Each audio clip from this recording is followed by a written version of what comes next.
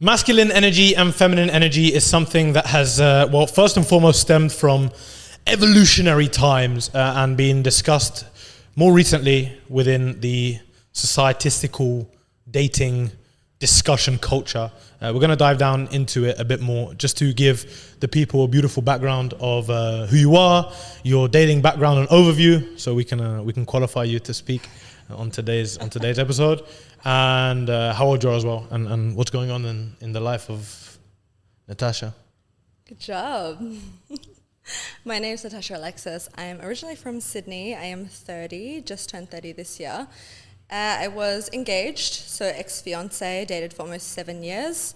And previously before that, I had my first love of my life when I was 17 to 20, just before 20. And then dated a few guys in between. So yeah, that's me. Now I'm a sales coach and mindset coach, so I live here in Bali. 7 years is it's a hell of an effort. 7-year itch, as they say. No, it really didn't feel like an effort. It didn't until the last 2 years. Definitely. What happened? Who broke up with who, first of all? I broke up with him. You ended it? It was amicable. So I facilitated a really lovely conversation about like where we were, where we're heading, and like what our needs were and our wants were. And it was really sad, obviously, because when you're with someone for so long, breaking up with them is like losing a part of yourself, for sure. But it was a conversation of like, are we just staying with each other because it's comfortable, or because we actually see that we're going to be growing and getting better with each other?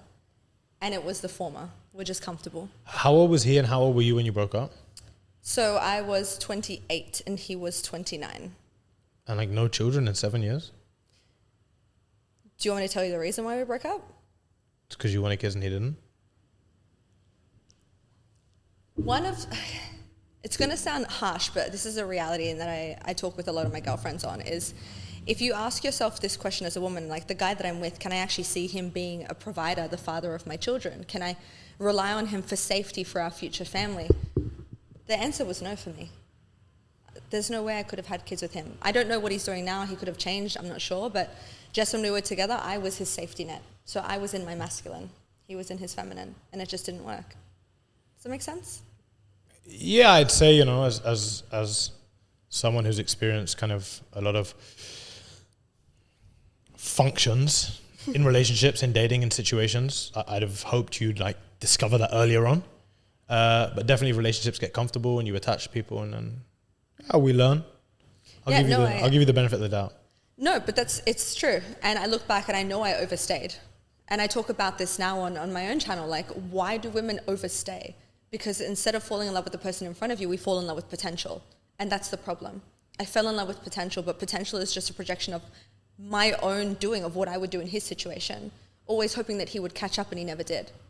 It's also falling in love with comfort, right? Like the easiest thing to do is to stay with him.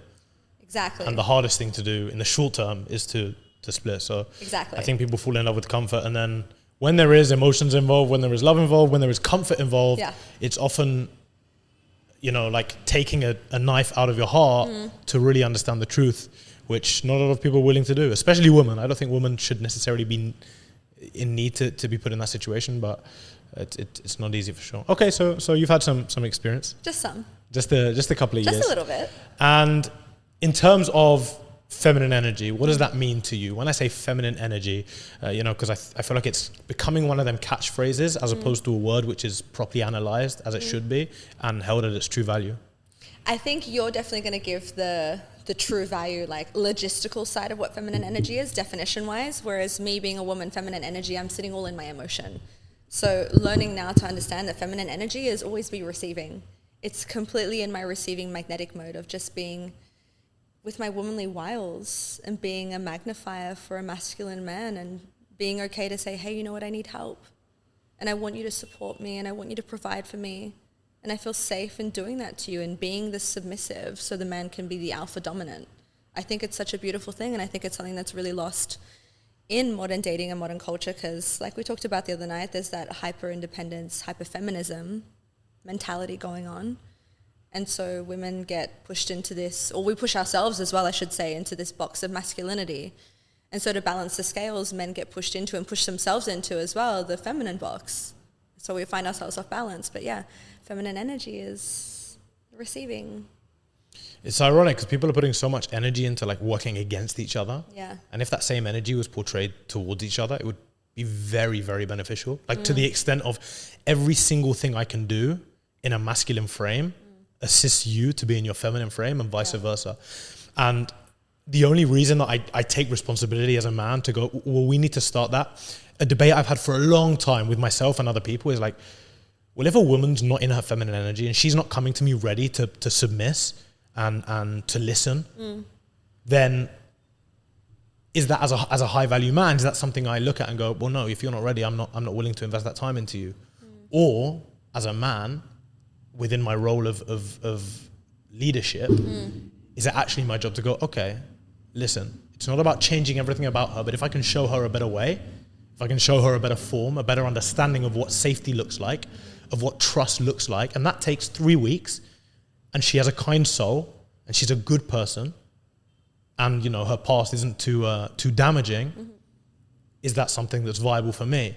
And I've had a really, really long relationship with that conversation and that discussion, because essentially I have incredibly high values, and that portrays into the woman I choose in my life as well. And to second that, I'm ready. And I consistently, day in, day out, practice everything I need to do to be an incredible husband, father, and provider for a woman. So there is a part of me that says, like, if you're not doing the bare minimum just to be a woman, like, I'm not even asking anything of you. I don't want anything. I just want you to be a woman. And if you can't come prepared in that fashion for me, then it's going to be a difficult conversation. May I ask you, what do you mean when you say like the bare minimum to be a woman? Because I'd love to know your take on this. Yeah. I've dated a lot for many, You're many a dating years. coach. Yeah, I've dated a lot for many years in many different countries, with many different types of people, with toxic people, with great people, with different values. Different values, different understandings, different backgrounds of life. And one thing that I praise my experience for is understanding what true quality looks like to me. And it's very funny, because the more I've dated, the less I've actually required and wanted of a woman, to the understanding now that I have, which is I genuinely want my woman to be submissive, to be caring, and to be peaceful. Very nice. Like, there's 2 things in my life that I don't have as an individual man. That's peace. Yeah. I have 0. I literally wake up and start banging my head against the wall. What today? How more money? And then second of all is, like, I don't care for myself. I don't spend time doing my nails. I spend time rubbing my feet. I don't spend time like doing manicures. I bite these fuckers till they're literally dead and buried.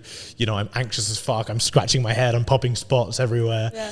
So for me, literally, a woman that tells me to stop popping my spots, like gives me a foot rub before I go to sleep, and just helps me to breathe more.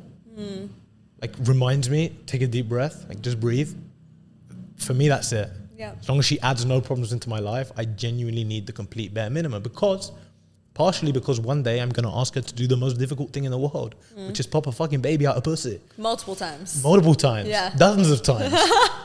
Dozens. At least 8 times. I'm going to have a generation of dating coaches completely take over the world.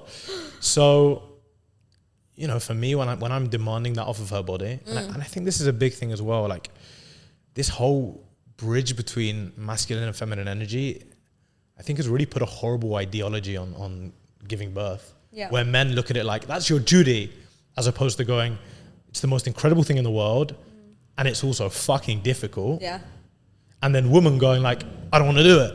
And, it's my body, it's my choice. No, I definitely want to do it's it. like 2 ends of the spectrum, Yeah. But with the right man, though, that's the thing. That's the attitude changes with the right person. And the reason why a woman can bring you peace, relax your anxiety, tell you to stop popping the spots on your face, is because you provide her a safety net that she didn't have before. So your definition of a woman is perfect, because my definition of a man is the 3 Ps. He must be a provider, problem solver, and a protector. That's it. Amazing. I want you to be slightly vulnerable and honest with me, slightly transparent. You're 30. Yes. You've just expressed your passion for having children. You're in Bali. I know what you're going to say. This is the worst place to find a husband. Well, you know that, and I know that. Yeah. Very transient. It's not only like the quality of men. I'm not going to sit here and slate men in Bali. I'm just going to tell you that it's not a culture that supports sustainable relationships. Yeah. So I would say to you, even though I do know you are a woman who prioritizes her business and puts time and effort into your business, what does that look like to you on a realistic? Like, if I looked at you now as a psycho analysis and just said to you, like, what's going on in your head? Because you're saying all these things, but you're here in Bali. Like what does that actually look like in your head? Yeah. So I like this question because it has forced me to like internally reflect quite a bit. And the nice thing is I don't just, I guess, adhere to the ethos that I have to have children by 30. I do want to have 2 children. That's what I want, as soon as possible with the right man. However, because I am a nomad, because I am an entrepreneur, like I work online, the tricky thing for me is finding a man who fits into the ethos of traditionalists, like wanting to have a family, because I don't want to work. I will stop working. Like, I will focus solely on family. But I also need my man to be an entrepreneur, to put the business first. So I need to put myself in places where I can meet those people. So I travel a bit. I have met guys like that as Why well. do you need your man to be an entrepreneur? I can't have a 9-to-5 person. Why? Because I'm not a 9-to-5 person, so we're going to clash. The values clash. I'm not in the system. Make sense? No, not at all. Okay, so let's just say, so the matrix, right? Especially where I'm from in Sydney, people are really highly strung. They're working so much, usually paycheck to paycheck, and they're always trying to climb a corporate ladder. There's a big difference between someone working a 9-to-5 and then someone successfully working a 9-to-5, right? Because if I said to you now, or if I said to someone now, you can be an entrepreneur and make 50K a month, or 50K a year, or you can be a 9-to-5 and make 500K a year, 99% of the people are going to choose the 500K a year. And it's actually probably better. It genuinely is better. The idea of being an entrepreneur is sky's the limit. Right? That's the idea. It's like freedom, psychological freedom, sky's the limit. But if you're very successful and you work a corporate job, you're still going in, putting a skill set into place. Whether there is a limit on your life, there is a cap in your life at some point, but the cap is insanely high, where you're earning, 500, a million, 2 million a year, then I don't see a massive difference on that. I think the idea of someone being in the matrix just because they're in a 9-to-5 is false. Someone being forced into a 9-to-5 and never exploring any options and then spending their whole life in a subconscious motion is within the matrix. But there's 2 very, very different aspects to that. I respect your explanation of this, but it still clashes with my value that I would prefer. Okay, maybe he is a 9-to-5, but still, for him to be his own safety net, I love that. And I love the way of business. You can never see what's coming next. With the 9-to-5 becomes a little bit more, what's the word, like predictable, right? And I love that there's no cap on him. So his mentality is uncapped. Also, the fact is I love to travel as well.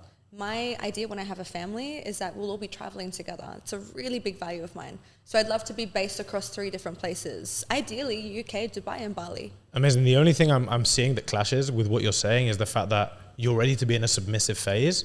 You're just being extremely choosy with who you want to be submissive to in terms of things that aren't necessarily more important than the idea of motherhood and having a family.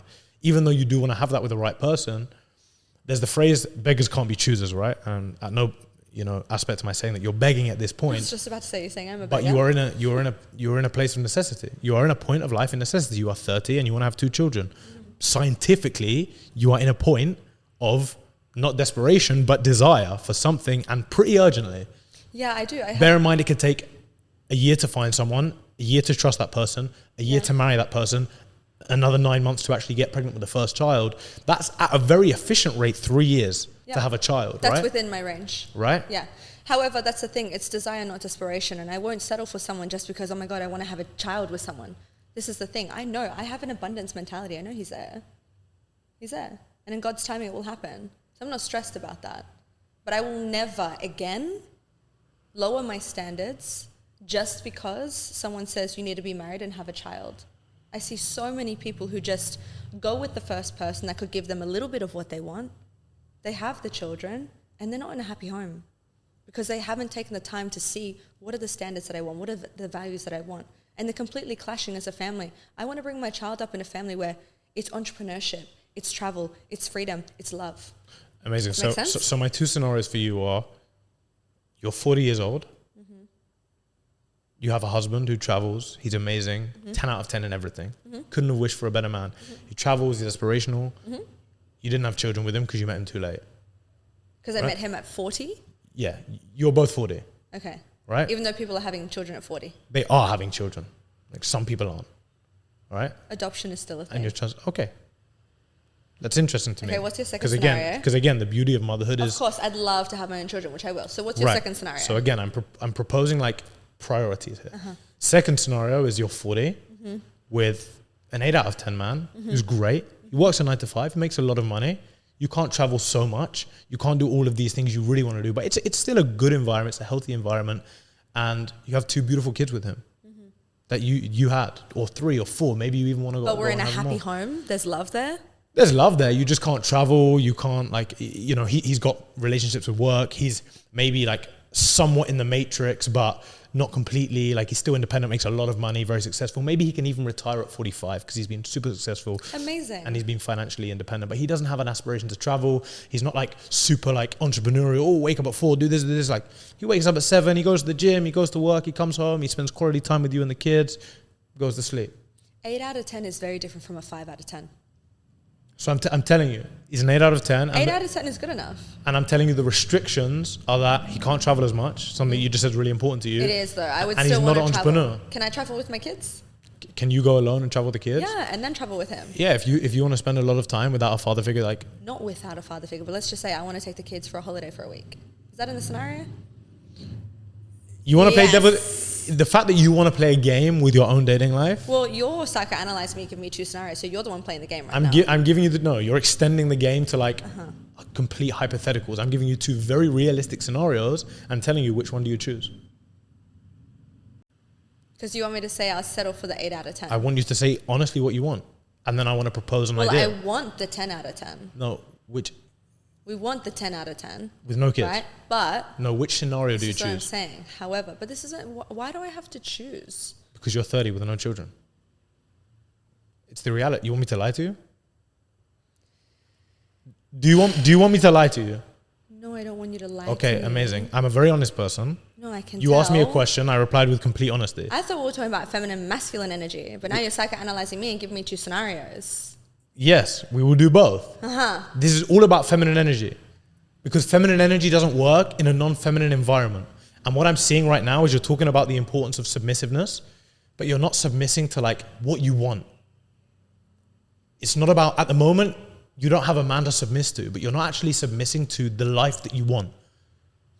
You're trying to control everything around the life you have to be in a position that eventually you'll submit to the greatest thing. I'm not saying it's impossible. No, you but still so- haven't answered which scenario you say. What I'm saying is, what would you propose then a woman in my position would do to depends. submit to the right scenario? It depends on which scenario you want. Because this is the thing, like going back to a place, like a country where there are 9 to 5s, for example, Australia, like I'd never go back to Australia.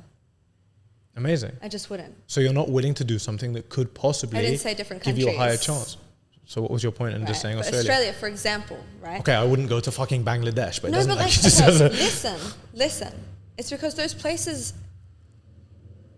it depresses me. You still haven't answered the question. Oh my goodness. Okay. If I'm having my kids with an 8 out of 10 man who still provides me and protects me, and I'm in a loving home, But you have restrictions on the lifestyle you want. but not much restriction because you said he owns a lot of Some money. restriction. Some restriction. Some restriction is not a lot of restriction. Some restriction. Some restriction, there's a lot of compromise in a He's relationship. still kind of in the matrix and he doesn't travel often. But you said he could retire at 45. So then we're going for the 8 out of 10 with the kids. In the hope that he retires with 25. You gave me In the hope. that Anything can barrier. happen. You have to take that risk. You're at 40 now. He could retire at 45. He could also die at 41. Then there's no point in being in a relationship. He could. I never said he's going to. Okay. All right, I'm just saying if we continue, I've given you 2 standard, very viable hypotheticals. You're going like on hypothetical tangents that just don't No, add value. you gave me the barrier that he's going to retire at 45. So I'll go with the 8 out of 10 He that could retires possibly. at 45. He There could we go. possibly. He I'm might gonna not take want to that. because he's so far in the matrix. I'm He might gonna not. take- so Amazing. far in the Okay. matrix. Amazing. So we've chosen the 8 out of the 10 with 2 kids. Okay. I love that because you've really acknowledged what's the most important thing to you, which by the sounds of it is children with terms and conditions. So here's my 2 proposals to you. First and foremost, if something is that important in your life, which I believe motherhood should be, I'm not going to tell you it is, I'm just saying motherhood should be I for agree. me, then there can't be restrictions on that. That has to be number 1, right? And then second of all, to that, I'm not saying put yourself in a depriving situation just to achieve that. Well, that's what I mean, though. You all right, have to, 100%. You have to set the standards. 100%, and that's something you're gonna have to live with because you've probably waited too late to like attain this mindset. You're looking at me like that, but it's true. Okay, amazing. In the second proposal, I would like to say that every second you're in a place like Bali, you are wasting your time. Every second. Because as you and I know, this world works in mysterious and beautiful ways where you can meet people very sporadically. And this is what I tell a lot of guys. Make sure you approach every single beautiful girl you see and speak to, because you never know what could happen. She can have a boyfriend, a husband, she could be lesbian, or she could be the love of your life. So putting yourself in a situation where you can attain that and it's more sustainable to attain that is going to be a better decision for you. That's what I'm proposing. And every day you're here, even though the comfort of being here, the fact that you love to travel, the fact that you love Bali, the fact that you love the lifestyle here, which is amazing, if it's not aligning with your end goal and the priority of your end goal, then it's something you should take a lot of time to reflect and consider on. Well, not too much time. That's my proposal. I accept to reflect on your proposal. Thank you. Next. I want to know your opinion on like, why do you think there are so many women now that are like in their 30s, almost 40s, that aren't married and aren't having kids?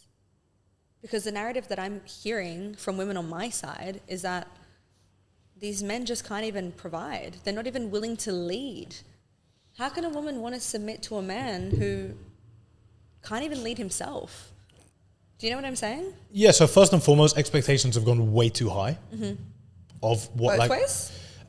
No, I don't believe so, actually. If you're looking at like what men really want in a woman, it's not like high expectations. What do men really want in a woman? Most of all, respect and peace. Like most of all, they want a woman that doesn't like argue with them and doesn't disrespect them. I'd say that's most of the things. But like, what does disrespect look like for you? That's the more expansive conversation. For example, does your woman go to the club? What's insane to me is that people can sit across to me and go, I really want to find the one. I'm like, okay, would you sacrifice going to the club? Like, no, of course. I'm like, how stupid could you sound? Right. Like, you literally have to sacrifice going and two-stepping in a disco for 18-year-olds to like potentially find the love of your life and build the best family. Yeah. It hurts my heart. It really does. When a woman sits there and thinks that it's more important for her to push her beliefs of how important her girl's 21st birthday party is, like compared to building a family, it breaks me. Like, honestly, me being in my full emotional feminine state, it fucking breaks me to see that. And I'm so heartbroken by women who end up in their 30s and 40s without kids and have to lie to themselves every day and say, I'm independent, I did the right thing, I didn't want to settle for a man that didn't want to give me, when we all know they just wanted a fucking child, and that is the most beautiful and precious thing in the world. The question you propose to me is, what do they do? Well, first of all, these women are doing this thing because we have to understand the consequences of our lives, especially within like families, and the same for guys. So I'll propose the female version of it, and then I'll propose the masculine version of it. A woman being lonely in her 40s, at no point between 20 and 40 did she get a slap in the face and someone that told her, wake the fuck up and do something about it now. She didn't. She got a load of feminists online saying, you're good, you're great how you are, you're amazing, you're perfect how you are. And then year by year, she got a little bit more lonely. And guess what happens when it happens slowly? You know what happens in life when something happens slowly? It's a slow process. Your brain adapts.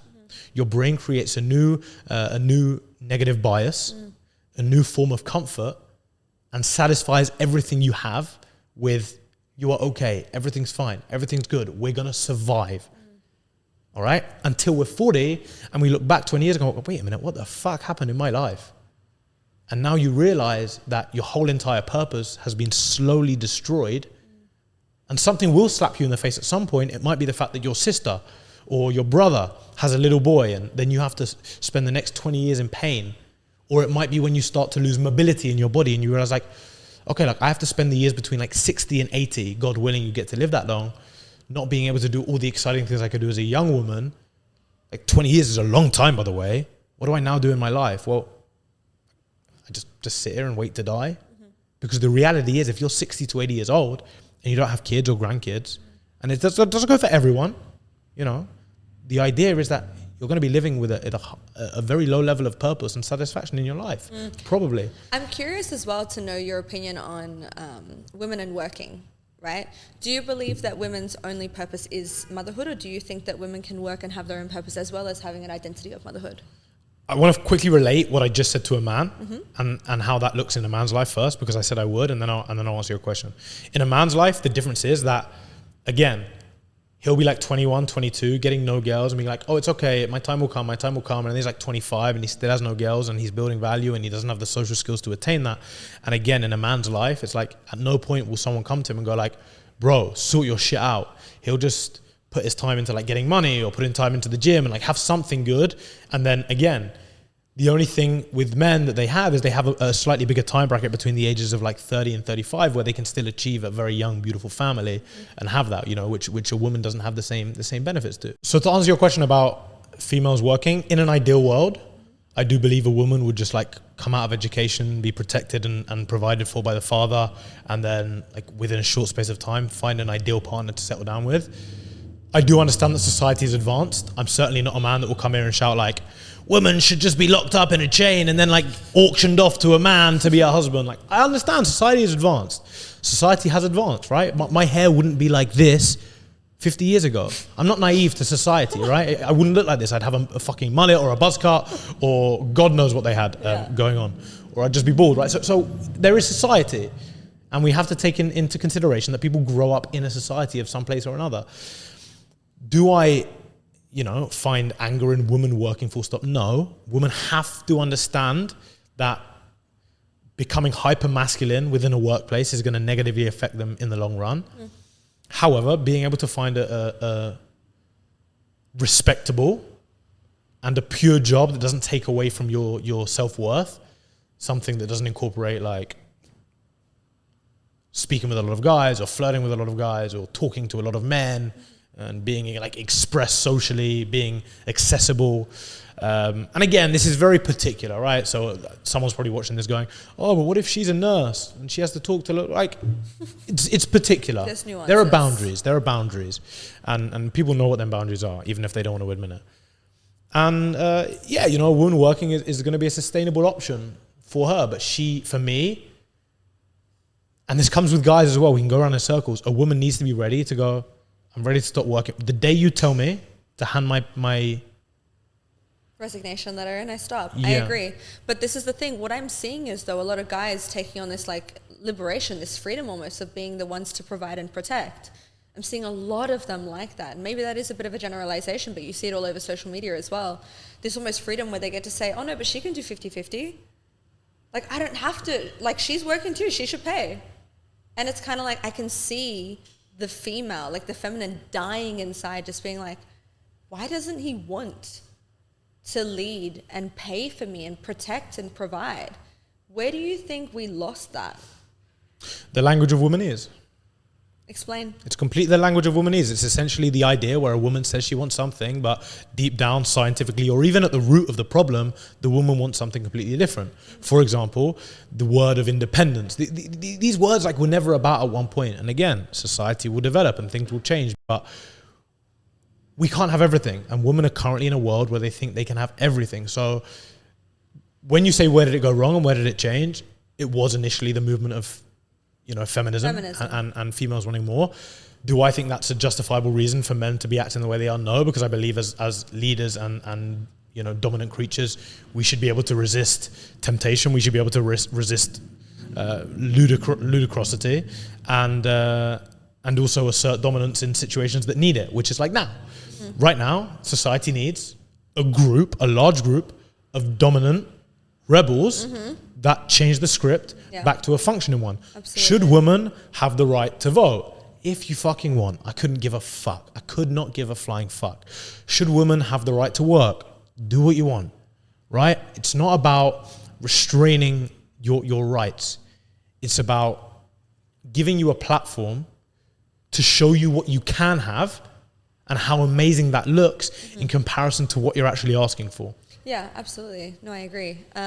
I just feel like, as well, though there's obviously a bit of an agenda being pushed, I'm a conspiracy theorist by the elites, separation of man and woman, masculine versus feminine. They want that gap because when we do unite, when we have that balance of energies, we are so powerful.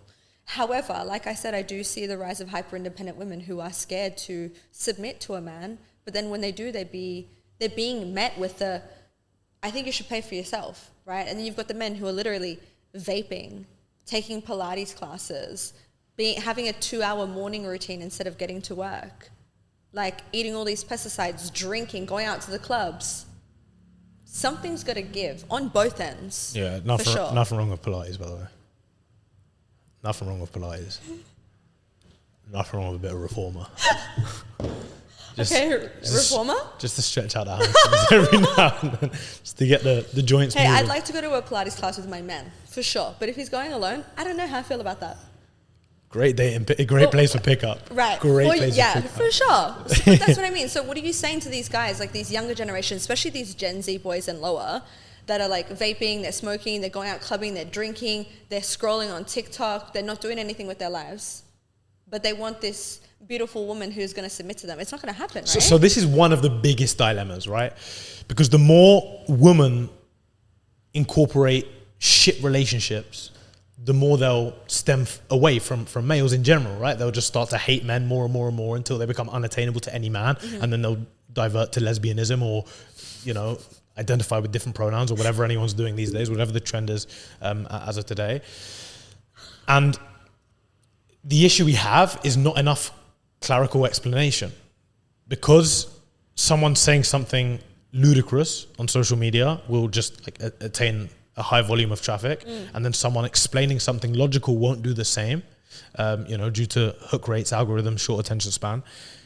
The ideology is that everything we say on social media, everything I say here to the camera, everything you say to your beautiful, lovely females needs to be correlated into your life. Mm-hmm. It needs to be taken in a sense of, my name's Jonathan, I'm sitting at home. This is what my life looks like. Diego said this. How do I incorporate that into my life? Diego's talking about discipline. Where do I lack discipline now? It's not about, okay, I'm going to go on the street and talk to those girls like Diego does. No. Where do I really struggle with discipline? How can I vulnerably and honestly look at myself in the mirror and observe where I need to portray these things better in my life? So there's a huge level of responsibility the man needs to take. And my biggest advice to any man out there would be that the idea of just giving up and starting to vape and starting to create a low value life for yourself, because the journey of attaining a high value woman is difficult and it's long and it's treacherous and it's annoying and it's stressful and there's a lot of work that goes into it. I would propose the idea to any guy watching this or watches me in general that it's a masculine journey and it's a great journey. And definitely block out females online telling you, you need to do this, you need to do that. But from a man who's done it, from a man who's sacrificed years of my life to do that, with humility in my heart and empathy in my heart, telling you that life fucking sucks as a broke and a horny and a useless male. Start to implement things slowly into your life and start to create a better environment for yourself to once upon a time invite someone into that environment. So yeah, I would definitely say in the masculine energy we need to start taking action on that. We could loop around in circles for hours and hours on end as to how it looks going forward, because the power of evil is only growing greater than the power of good in this world, and suppressing fast. If I could have a final message for the women, especially who watch your stuff and may say, well, Diego, shut up, what do you know, right? She's only 30. However, there is a lot of truth in what this guy says. And I think coming home from being brainwashed, especially by society and especially the hyper-independence and feminism movement of like, it's okay to keep pushing it out, just keep making more money, keep striving, it is going to be detrimental at the end of the day to your womanhood. That's just it. Right? If you truly do want to be a mum, if you truly do want to submit to your own feminine energy and find a man who can lead, you must be willing to be led. To the 10, 100, 500,000, 7,000, 10,000 people who see this, or 100,000 or a million. Or a million. Definitely correlate these messages into your life and definitely incorporate empathy and humility into yourself to really understand where you are and where you can improve and where you can do better. I promise you it will be beneficial to your psychological well-being. So yeah, we'll see you soon.